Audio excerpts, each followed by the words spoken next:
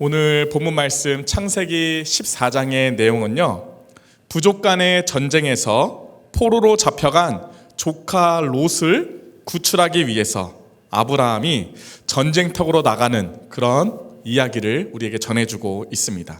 자, 그렇게 아브라함은 포로로 잡힌 조카 롯을 구해내기 위해서 자기 집에서 훈련시킨 사병 318명을 데리고 적진으로 달려가는데요.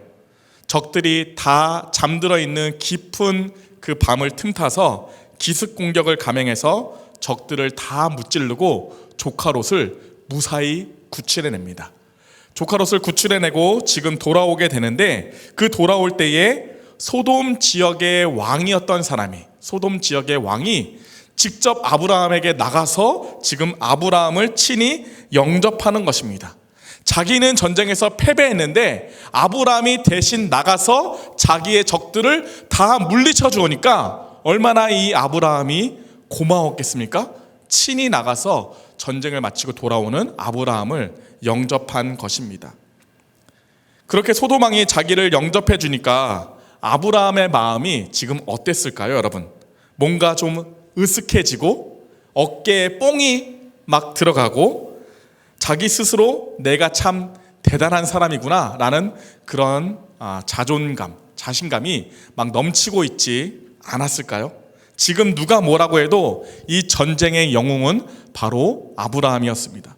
불과 318명에 불과한 그 사병들을 데리고 전쟁에 나가서 어떻습니까? 4개의 나라의 연합군, 강력한 군대를 다 쳐부수고 지금 돌아왔으니 아브라함 스스로도 자기가 막 내가 대단하다, 내가 전략을 잘 세웠다, 내가 전쟁에 능하구나, 자기 자신을 찬양하고 자기를 높이고 싶고 어깨에 막 뽕이 들어간 그런 상황이 아니겠습니까?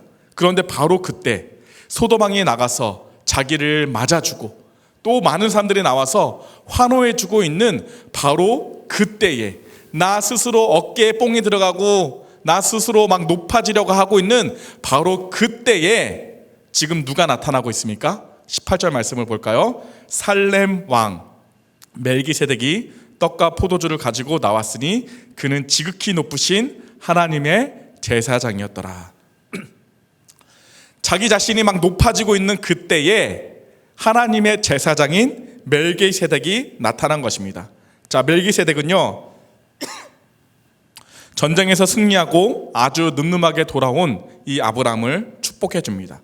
그런데 축복하면서 매우 중요한 메시지 하나를 아브라함에게 알려주고 있는데 20절 말씀을 볼까요? 너희 대적을 내 손에 붙이신 지극히 높으신 하나님을 찬송할지로다. 멜기세덱이 지금 아브라함에게 뭐라고 말하고 있냐면 너의 대적을 너의 손에 붙이신 지극히 높으신 하나님을 찬송할지로다. 그렇게 말하고 있습니다. 멜기세덱이 왜 이런 말을 하고 있을까요? 아브라함에게 무슨 메시지를 지금 전해주고 싶은 것일까요? 그것은요, 아브라함, 당신이 잘나서 지금 전쟁에서 이긴 것이 아닙니다. 당신이 잘 싸워서 전쟁에서 이긴 것이 아니라는 것입니다. 당신이 똑똑해서 모두가 잠든 밤에 쳐들어가는 그런 기습 공격을 하는 당신이 똑똑해서 전쟁에서 이긴 것이 아니라 당신의 능력이 뛰어났기 때문이 아니라 전쟁에서 승리할 수 있었던 이유는 뭡니까? 하나님께서 대적들을 당신 손에 맡기셨기 때문에, 그렇기 때문에 전쟁에서 승리할 수 있었다라고 지금 말씀해 주고 있습니다. 아브라함, 너가 승리할 수 있었던 것은 너의 손에 하나님이 대적을 붙이셨기 때문에 전쟁에서 승리할 수 있었다라는 것을 아브라함에게 알려주신 거죠. 전쟁에서 승리할 수 있었던 것은 아브라함이 잘나서가 아니라 하나님께서 그렇게 해 주셨기 때문이다라는 것입니다. 그렇기 때문에 칭송을 받아야 될 사람, 지금 칭송을 받아야 될 분은 누굽니까? 아브라함, 너가 아니라 지극히 높으신 하나님이 찬양을 받으시고 칭송을 받기에 합당하신 분이라는 것을 지금 멜기세덱이 아브라함에게 알려주고 있는 것입니다. 지극히 높으신 하나님께서 전쟁을 승리로 이끄시고 이 모든 것을 허락하신 분이기 때문에 찬양과 칭송을 받으시기에 합당하신 분은 아브라함 너가 아니라 지극히 높으신 하나님이다. 그것을 잊지 말라고 멜기세덱은 말하고 있는 것입니다. 멜기세덱이 아브라함에게 전했던 이 지극히 높으신 하나님, 이것이 바로 히브리 원어로 보면 엘 엘리온입니다. 엘 엘리온. 자, 지금 계속해서 하나님의 이름들에 대해서 우리가 살펴보고 있는데요. 우리가 하나님의 이름들을 살펴봤을 때 엘이라는 단어 뭐였죠? 엘만으로도 하나님을 표현합니다. 엘이라고 했을 때 강하신 하나님이라고 제가 말씀드렸습니다. 그런데 첫 번째 시간에 우리가 살펴봤던 이름은 뭡니까? 이 엘의 복수형으로서 창조주 하나님, 창조주 하나님에 대해서 우리가 살펴보았죠. 그 창조주 하나님은 뭡니까? 엘로힘입니다. 엘로힘 우리가 배워봤고요. 또 전능하신 하나님에 대해서 배웠습니다. 전능하신 하나님 엘샤다이 하나님 우리가 살펴보았고요. 또 지난주에는 어떤 하나님이었습니까? 영원하신 하나님 엘올람 하나님에 대해서 살펴보았는데요. 오늘 하나님의 이름이 또 등장하고 있습니다. 오늘 살펴볼 하나님의 이름은 뭐냐면 엘리온 하나님입니다. 엘리온이라는 단어는요, 가장 높은 이라는 뜻이 있습니다. 가장 높은. 그래서 엘리온은 가장 높으신, 지극히 높으신 하나님이란 뜻입니다. 지극히 높으신 하나님을 표현할 때 엘리온이라는 표현을 하는데, 이 지극히 높으신 하나님 엘리온이라는 표현이 오늘 본문 창세기 14장에 처음으로 등장하고 있습니다. 멜기세덱이 이 엘리온 하나님을 지극히 높으신 하나님으로 선포하니까 아브라함이 그것을 배워서 아브라함도 이제 지극히 높으신 하나님을 부르기 시작합니다.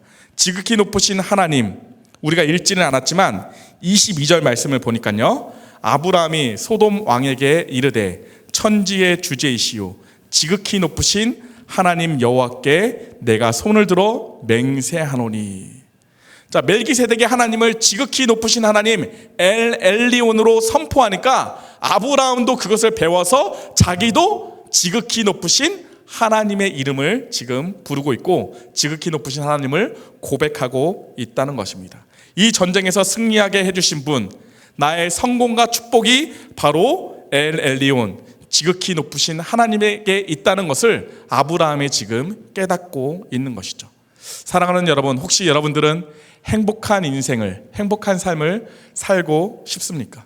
우리가 성공한 인생, 우리의 삶에 행복이 있고 축복이 가득한 인생을 살기 원한다면 축복의 근원 되시는 지극히 높으신 하나님 엘리온 하나님과 동행할 수 있기를 간절히 바랍니다. 지극히 높으신 그 하나님과 함께할 때 하나님께서 우리를 축복해 주시고 또한 하나님께서 우리의 길을 인도하시며 우리의 인생길을 성공의 인생길로 이끌어 가실 것입니다.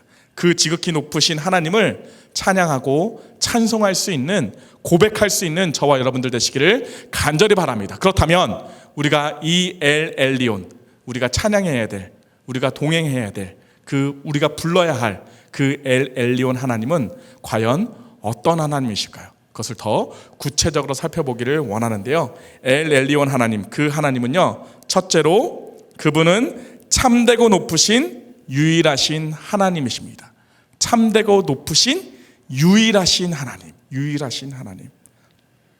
자, 우리가 하나님을 생각할 때 하나님은 유일하신 하나님이야 라고 하면 우리 기독교인들은 다 받아들입니다. 맞죠? 하나님은 유일하신 분이시죠. 당연하죠. 하나님은 한 분이시죠. 우리는 너무나 잘 들었기 때문에, 너무나 알고 있기 때문에 하나님이 유일하신 하나님이다라고 하는 것을 당연하게 받아들입니다. 당연하게 받아들여요. 그런데 한 종교학자가 말하기를 인간은 태생적으로 다신론적이다라고 말했습니다. 인간은 누구나 태어나면서 다신적인 많은 신들을 의존하고 싶어하는 그런 마음이 누구에게나 다 있다는 것이죠. 내가 어떤 것을 신들을 섬기는데 만약에 내가 원하는 신이 나에게 마음에 딱 드는 신이 없어. 그러면 어떡합니까? 그 신을 만들어내기까지 하면서 그 신을 섬기고 싶어하는 것이 우리 인간들의 마음이라는 것입니다. 우리 인간들은요, 태생적으로 다신론적인 그런 종교 성향을, 자기가 믿고 싶은 나의 신을 만들고 나의 신을 섬기고 싶은 그런 마음이 모든 인간들에게 다 있다는 것이죠. 자, 여러분들 유대인들을 한번 생각해 볼까요? 유대인들은요, 하나님만을 섬기는 백성입니다. 맞죠? 하나님만을 섬기는 백성이요. 세계에서 가장 유일신 하나님의 사상이 가장 뛰어나게 있는, 그런 탁월하게 있는 민족들이 바로 유대인들이에요. 그런데 유대인들 한번 생각해 보세요. 이 유대인들조차도요, 기회가 있다면, 기회가 생길 때마다 자기가 믿고 싶은 신들을 만들어냅니다. 하나님이 있음에도 불구하고 다른 신들을 만들어내요. 모세가 이스라엘 백성들을 데리고 출애굽했습니다. 애굽을 나왔어요. 그리고 나서 하나님의 율법과 계명과 하나님 말씀을 받기 위해서 시내산에 올라갑니다. 시내산에 올라갔어요. 40일이 지났습니다. 아무리 기다려도 이스라엘 백성들이, 모세를 기다려도 모세가 내려오지를 않는 거예요. 그러니까 이스라엘 백성들이 불안했습니다. 아니, 모세가 우리를 이끌고 왔는데, 아니 시내산에 올라가더니 내려오지를 않네. 이스라엘 백성들이 불안해하는 것입니다. 그때 이스라엘 백성들이 어떻게 합니까? 금을 모아놓고는, 사람들에게 금을 다 걷습니다. 금을 모아놓고는 그 금을 녹이고 부어서 금 송아지 우상을 만듭니다. 그리고 그 금 송아지를 뭐라고 얘기해요? 우리를 애굽 땅에서 인도해낸 참 신이다, 하나님이다. 이 금 송아지가 바로 우리를 애굽 땅에서 인도해낸 하나님이다라고 그렇게 이야기하면서 금 송아지를 숭배하고 금 송아지 축제를 벌입니다. 숭배하고 축제를 벌이죠. 이렇게 우리 인간들은요, 여러 신을 섬기고자 하는 다신론적인 그런 마음이 우리에게 다 있다는 것이죠. 어떠한 그 무엇인가를 내가 의지하고 싶고 붙들고 싶고 그것에게 경배하고 싶고 숭배하고 싶어하는 그런 성향이 모든 인간들에게 다 있다는 것입니다. 세상에서 가장 많은 신을 섬기는 나라가 어느 나라일까요, 여러분? 인도죠, 인도. 인도에 얼마나 많은 신들이 있습니까? 그리고 일본도 많은 신들을 섬기고 있는데요. 인도의 그 힌두교의 그 공식적으로 신이 몇 개가 있는가 한번 조사해 봤더니, 인도의 그 힌두교 신전에서 섬기는 공식적으로 집계되어 있는 신의 수가, 여러분 놀라지 마십시오, 3억 3천 마리입니다. 네, 잠깐 신들을 말이라고 표현해도 되나요? 어쨌든 3억 3천 마리의 신들을 섬기고 있대요.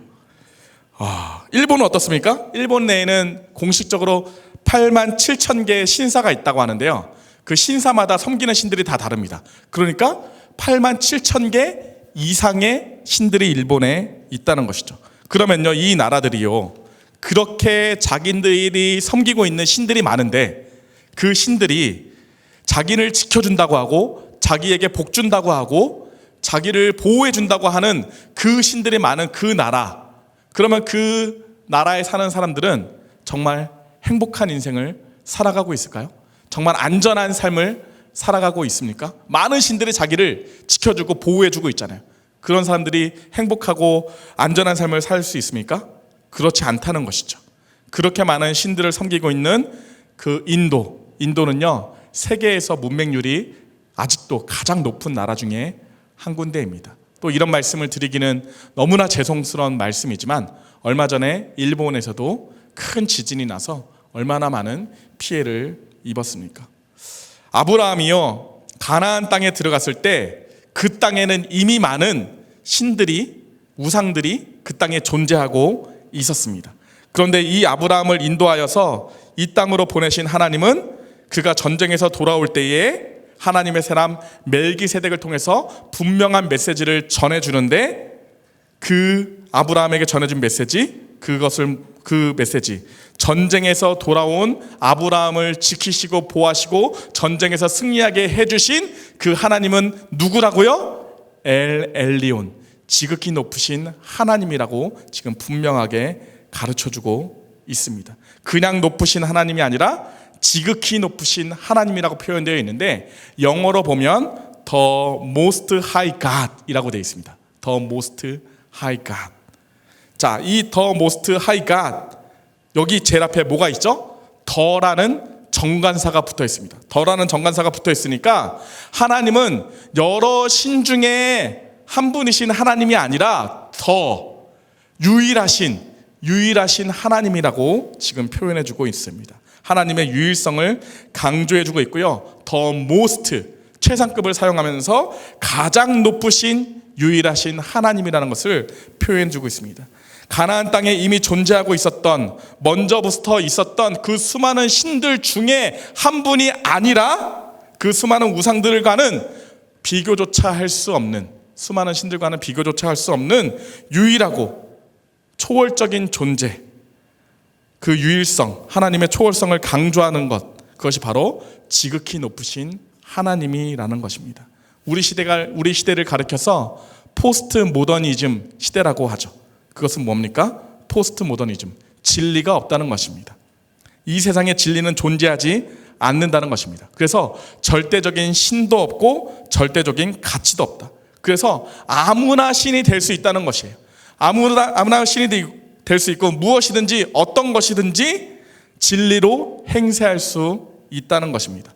올바른 종교는 하나도 없지만 모든 종교에는 정당성이 있다는 것입니다. 그래서 그 누구도 종교를 강요할 수 없다라고 말하는 것이 포스트 모던 시대입니다. 우리가 살고 있는 이 시대의 특징이 바로 그런 시대인데, 그런 시대의 가치관과 상관없이, 이런 시대 생각은 상관없이 우리가 믿고 있는, 우리가 섬기는 그 하나님은요, 엘 엘리온 하나님, 이 세상을 다스리시는 하나님, 여전히 절대적인 하나님이시며 절대적인 가치를 가지고 우리에게 다가오시는 그 하나님이라는 사실을 잊지 말아야 할 것입니다.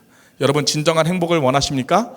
그렇다면 엘 엘리온 하나님, 지극히 높으신 하나님, 참되고 지극히 높으시고 유일하시고 가장 높으신 그 하나님만을 찬양하시길 바랍니다. 그 하나님과 동행할 수 있기를 간절히 바라고 그 하나님만을 의지하시길 바랍니다. 두 번째, 엘 엘리온 하나님, 그분은 어떤 분이실까요? 둘째로는요, 축복의 주인이신 하나님이십니다. 엘 엘리온 하나님은 축복의 주인이신 하나님.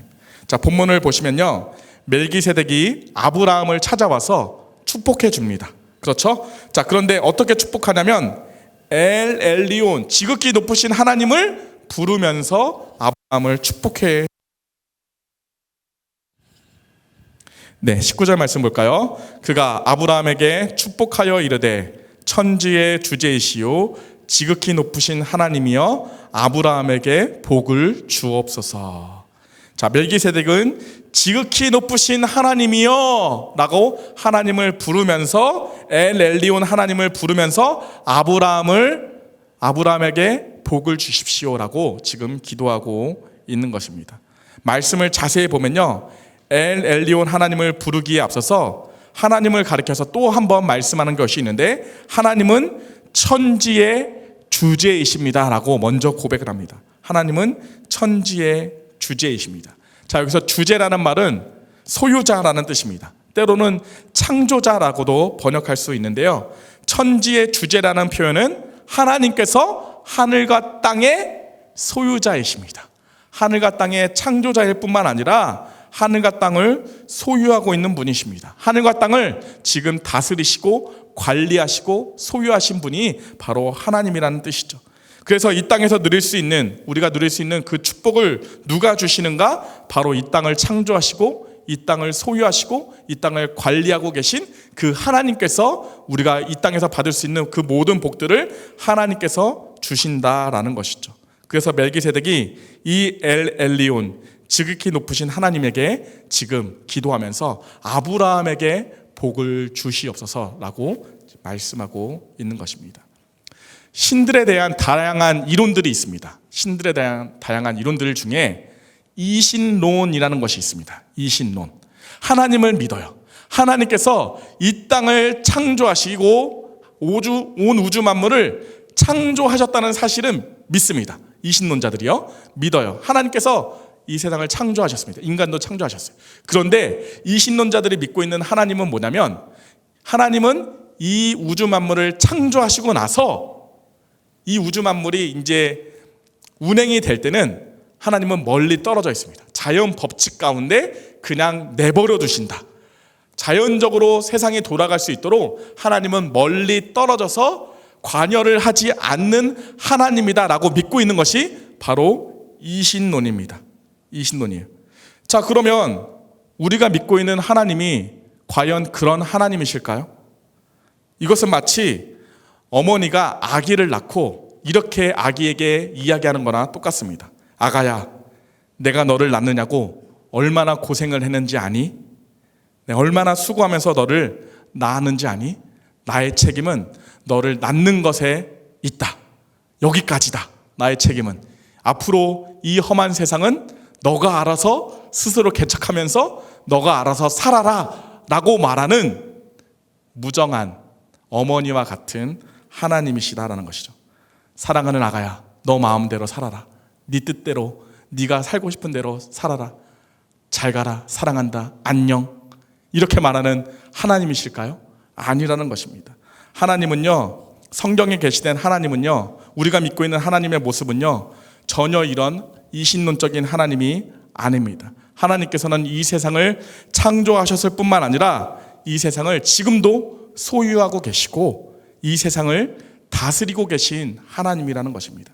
천지의 주제이신 엘 엘리온 하나님은 지금도 우리의 삶에 오셔서 우리의 삶을 주관하시고 우리의 삶을 다스리고 계신다는 것입니다.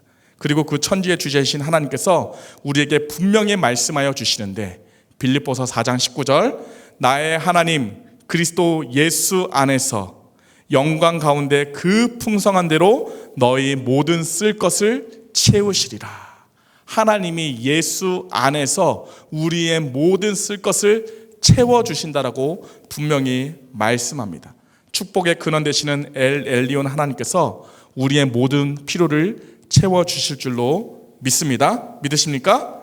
우리의 모든 것을 채워주시는 그 엘 엘리온 하나님, 성경은 분명히 우리의 절실한 필요, 우리의 정당한 필요를 하나님께서 채워주신다라고 말씀해주고 있습니다. 그 축복의 하나님이 엘 엘리온 하나님, 우리에게 손을 내밀어 주시고 우리를 복 주시기를 원하시는 축복의 근원 되시는 하나님이십니다.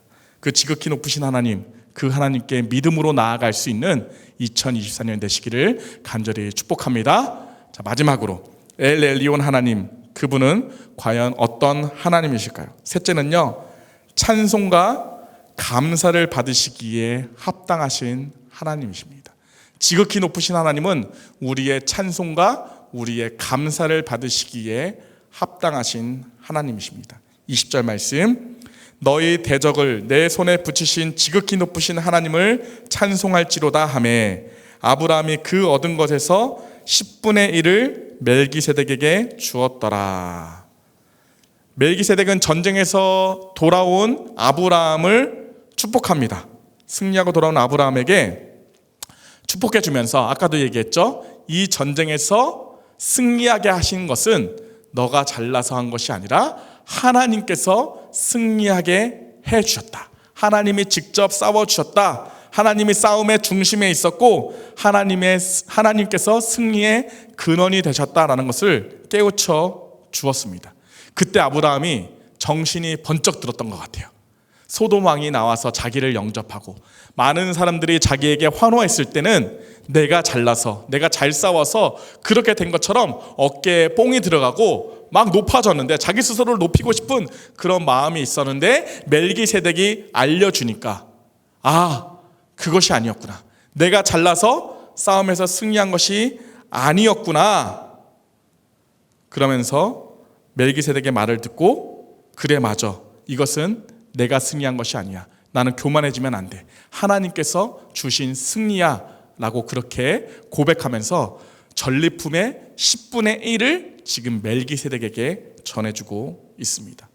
바로 이 부분이 성경에서 등장하는 11조의 그 첫 번째 모습이라고 할 수 있는데요. 물론 모세 때에 하나님께서 율법을 통해서 11조 율법을 우리에게 허락해 주시지만 율법이 제정되기 이전에도 이미 하나님의 사람들은요, 하나님께 대한 감사의 마음으로 11조를 드리고 있었던 것을 우리가 이 말씀을 통해서 알 수 있습니다. 그러니까 11조의 정신은 무엇입니까? 하나님의 율법을 내가 지키기 위해서 내가 10의 1조를 드리는 것, 그것이 아니라, 율법을 지키기 위해서 드리는 것이 아니라 11조의 정신은 뭐냐면 하나님께서 주신 것에 대한 감사의 마음으로 우리가 드리는 것이 11조라는 것이죠. 하나님 앞에 너무나도 감사에 대해서 드리는 것이 11조입니다. 단순히 하나님의 말씀에 순종하기 위해서, 율법을 지키기 위해서 11조를 드리는 것이 아니라 하나님 앞에 감사하는 마음으로 드리는 것이 11조입니다. 어떠한 마음을 가지고요? 아브라함에게 승리를 허락해 주신 하나님께서 하나님께 감사하는 마음으로, 엘 엘리온 하나님께 감사해서 드리는 것입니다. 마찬가지로 하나님께서 나의 삶의 모든 것을 하나님께서 허락해 주셨습니다. 내 모든 것이 바로 하나님의 것입니다.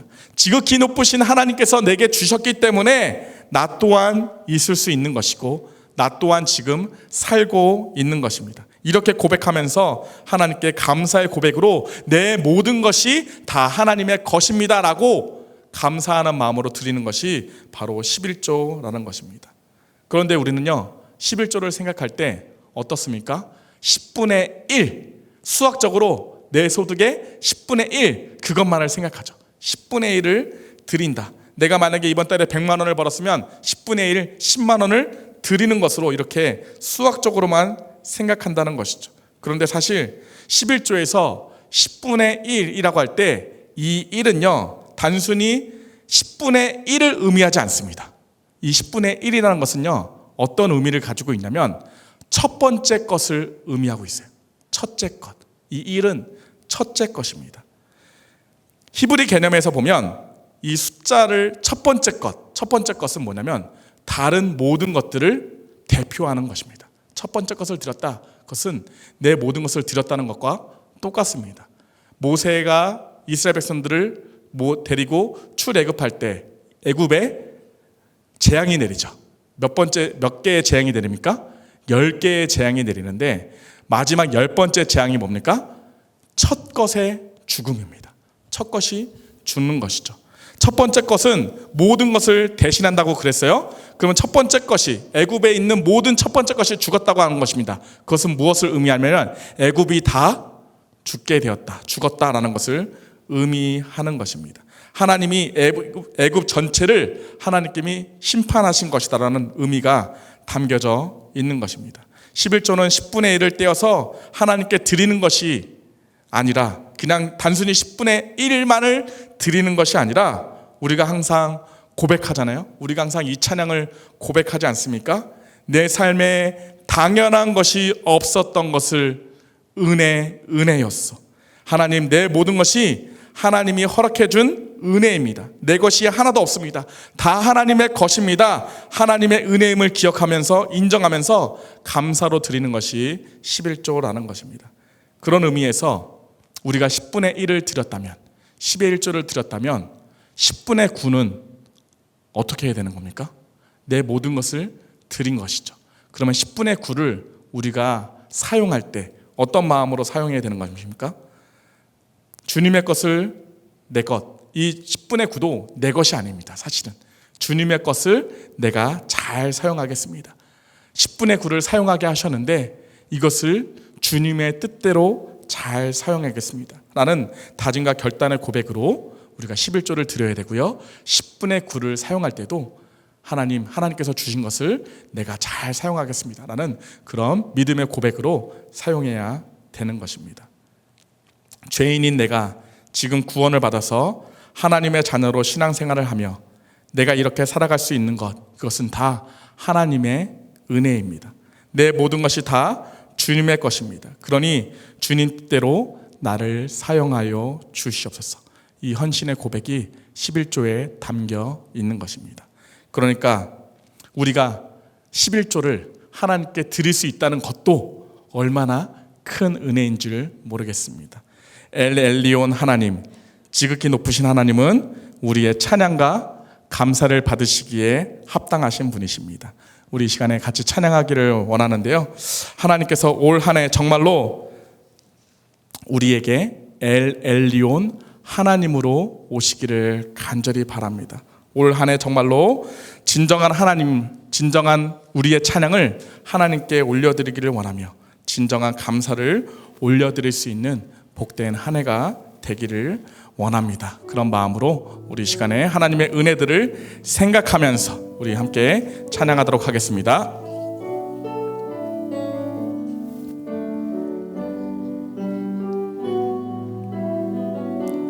주의 사랑을, 주의 사랑을, 주의 선하심을, 주의 은혜를 생각해보라. 하늘보다도 더 높으신 아버지의 사랑 크고 놀랍네. 아버지 사랑 크고, 한 번 더. 주의 사랑을, 주의 선하심을, 주의 사랑을, 주의 선하심을, 주의 은혜를 생각해보라. 주의 은혜를 생각해보라. 하늘보다 더 높으신, 하늘보다도 더 높으신 아버지의 사랑 크고 놀랍네.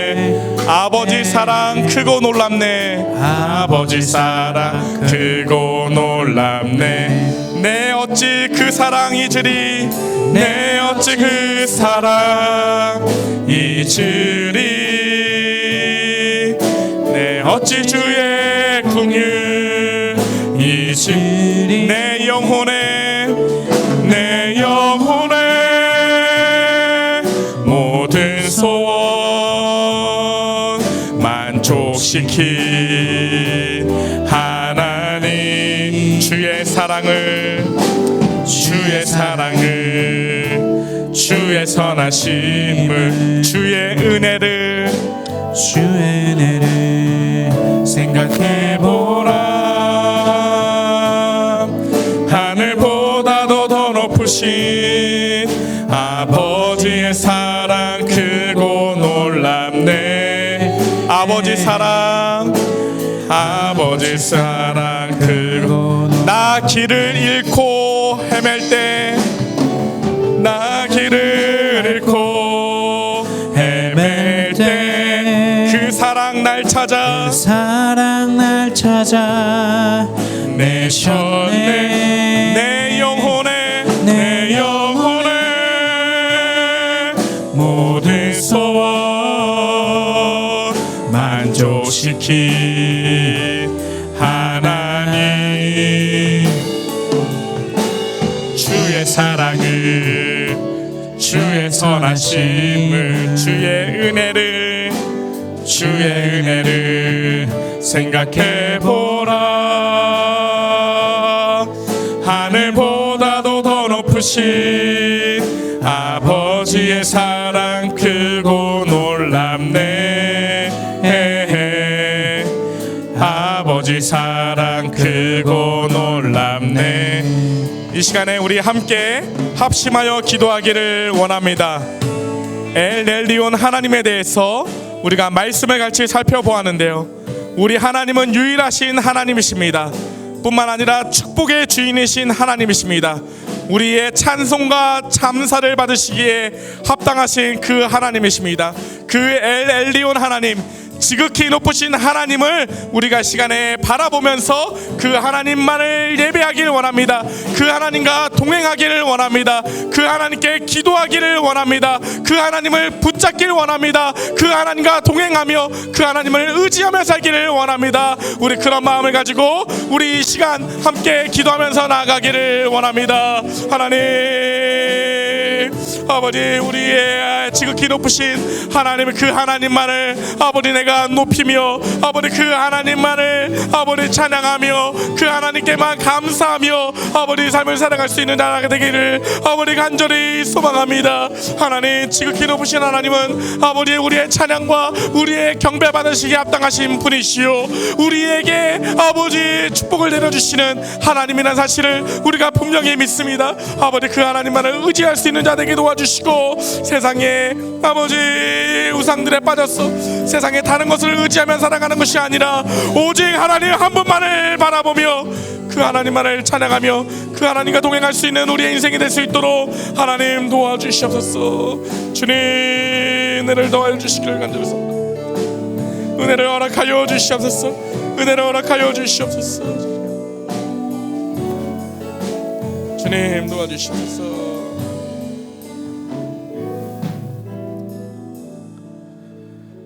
하나님, 엘 엘리온 하나님, 그 하나님, 지극히 높으신 하나님, 유일하신 하나님이요 천지의 주제시요 우리를 축복하시는 그 하나님, 우리의 찬양과 감사를 받으시기에 합당하신 그 하나님을 날마다 높이며 살아갈 수 있는, 그 하나님과 동행하며 살아갈 수 있는 우리 삶이 될 수 있도록 도와주시옵소서.